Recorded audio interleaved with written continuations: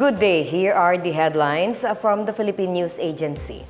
The Department of Foreign Affairs expressed the Philippines' continued commitment to the One China policy following the recently concluded presidential election in Taiwan.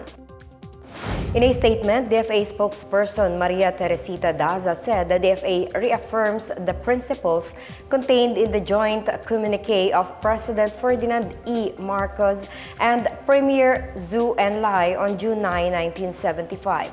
Under the One China principle, the Philippines recognizes the People's Republic of China as the sole Chinese government and Taiwan as an integral part of Chinese territory. Daza also said that under the joint communique, Manila and Beijing agreed to settle all disputes by peaceful means and without using threat of force.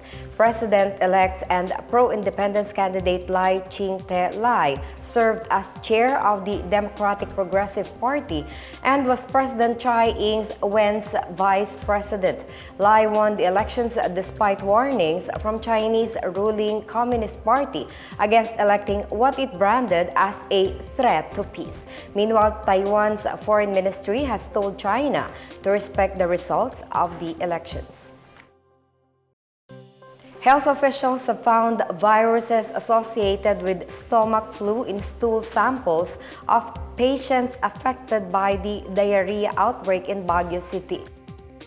Acting City Health Officer Dr. Celia Brillante said some stool samples from the Baguio General Hospital tested positive for norovirus and sapovirus after undergoing testing at the Research Institute for Tropical Medicine.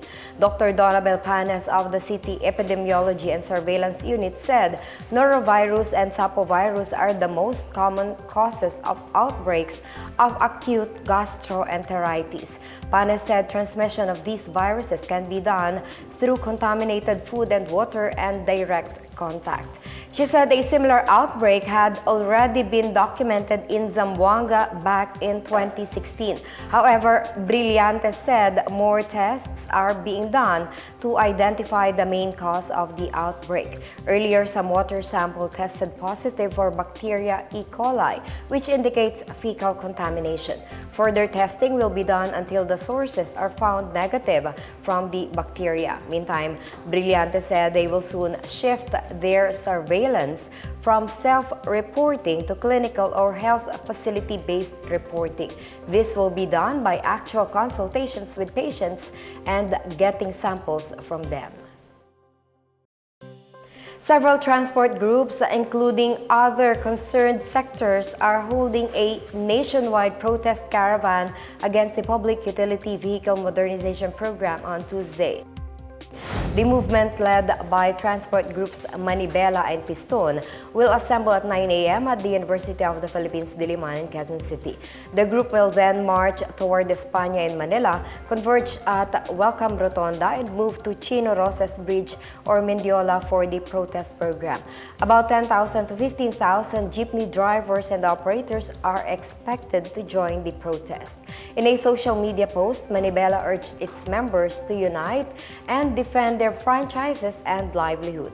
Earlier, the Department of Transportation clarified certain aspects of the PUV modernization program, particularly the types of PUV models that cooperatives can choose, adding that they are not forced or obliged to buy the most expensive models. The government also announced it will aid drivers of unconsolidated jeepneys and UV Express to find jobs within transport cooperatives and corporations or through other aids.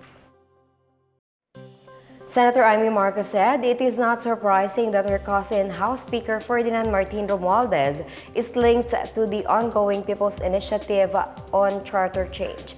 This, as some staff of Romualdez is said to have been involved in the ongoing signature campaign.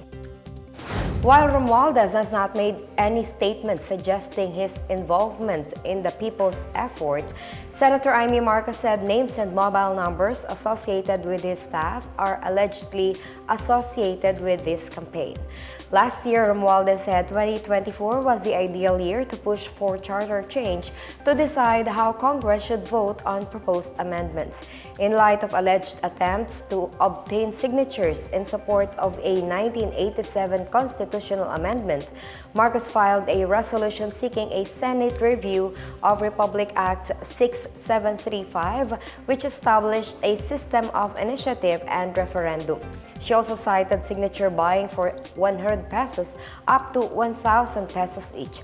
She also said that some people might be taking advantage of her brother, President Ferdinand Marcos Jr., who had previously stated that the 1987 Constitution should be amended to draw more foreign investment in the country.